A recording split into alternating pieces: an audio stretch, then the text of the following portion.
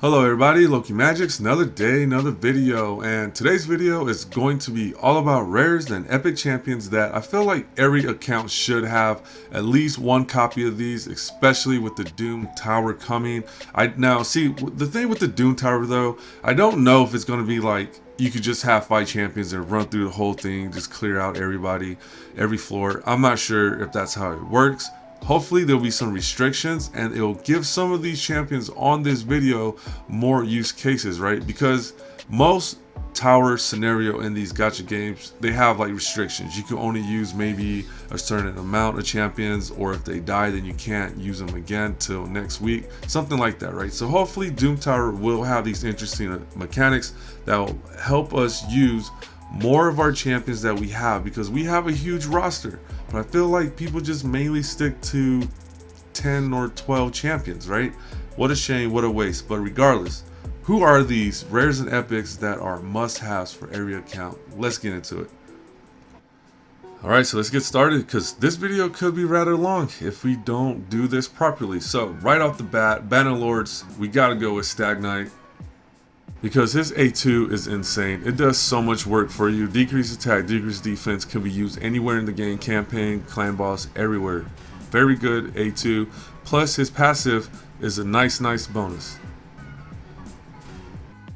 And that is it for Bannerlords. Now Bannerlords honestly kind of don't really have a good fleshed out roster. Maybe I missed one or two epic or rares. If I did, let me know in the comment section. But High Elves, now this faction, they're packing some heat, and we're going to start off with Royal Guard.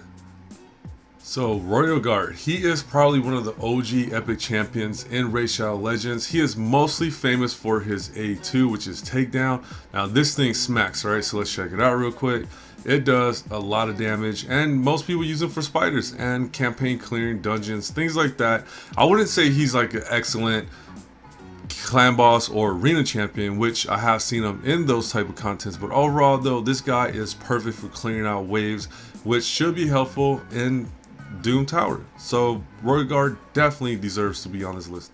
And next up in High Elves is Tyrell, because this guy right here, man, he's OG too, clan boss champ.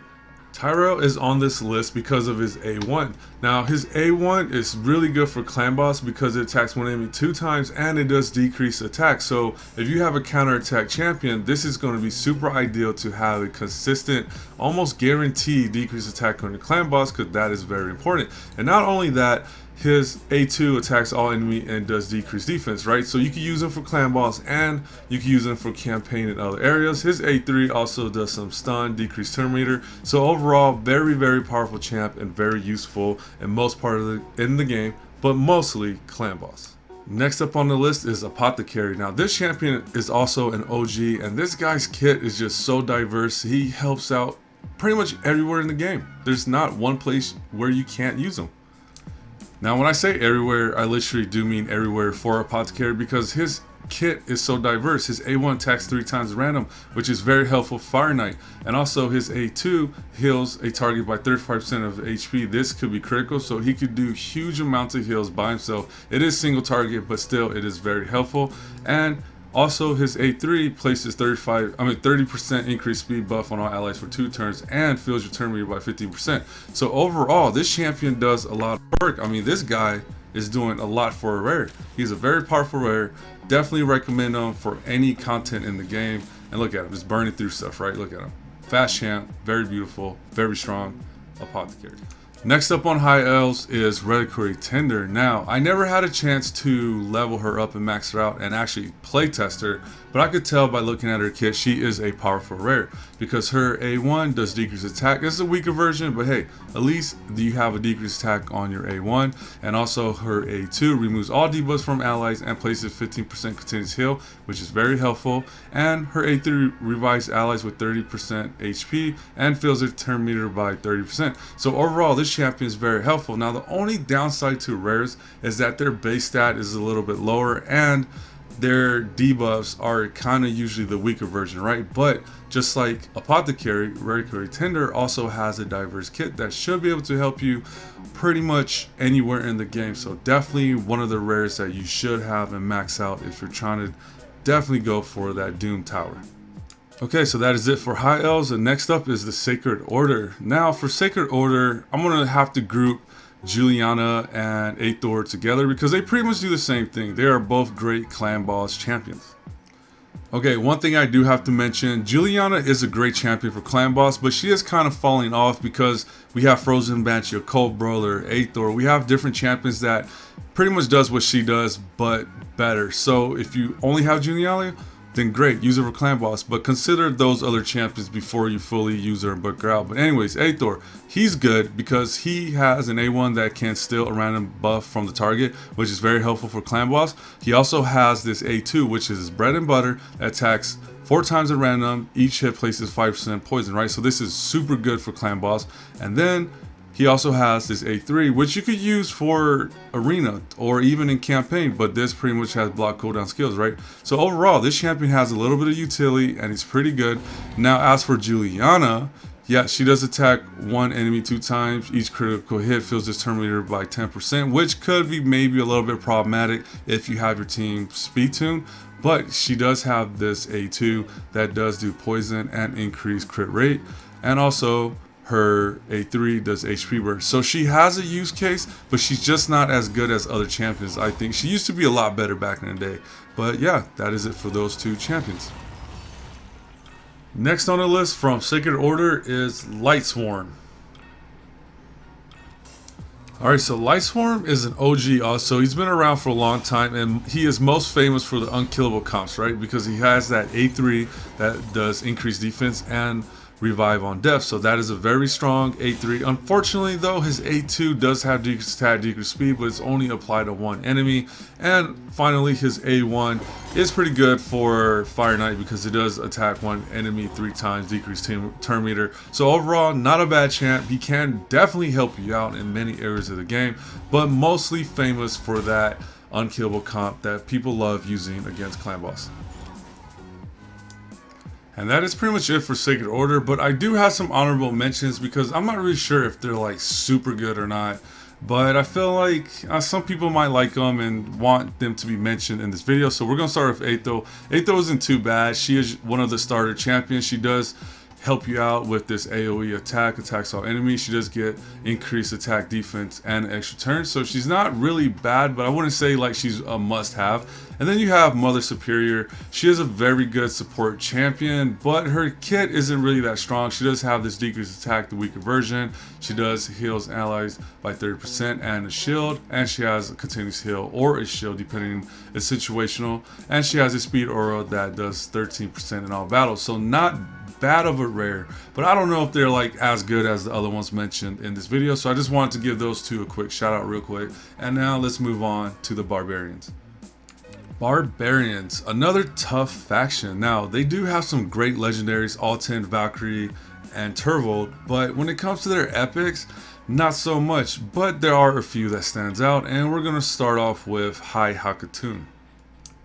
Okay, so this is another champion that I really didn't have a chance to build out. I just personally didn't have a lot of use case for her because I had other champions, but I could also see this champion being good, especially if you need to use only epics in Doom Tower, because her kit is pretty speedy.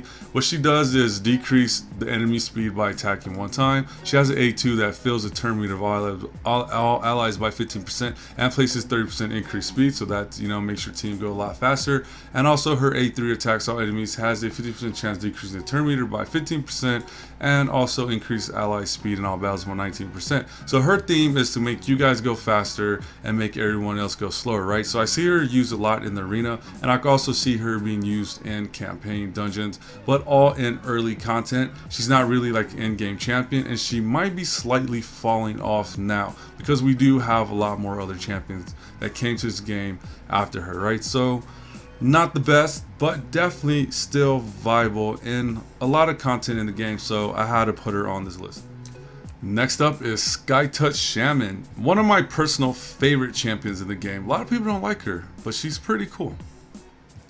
Skytouch Shaman, one of my favorite champions in this game because she's very unique. I mean, she looks unique, she's half dressed, has amazing headpiece on, and her kit is simple but complicated because her A1 does a lot. Her A2 is pretty straightforward, has revive on death and block debuff, so that's pretty straightforward, pretty easy. But her passive combined with her A1 does make her a little bit unique. I wouldn't say she's a friendly champion for newer accounts, but if you could afford to build her out and experiment with her, I feel like you will fall in love with this champion. I see her a lot being used in Arena right now, especially with Tag Team Arena, but for sure, if you're struggling with keeping your champions alive, give this champion a try, because I think she'll be able to carry you throughout a lot of content in this game, because her healing potential is pretty high.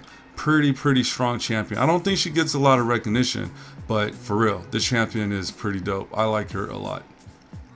Alright, so next let's move over to the rare champions in the Barbarian faction, and the first one on the list is Marth.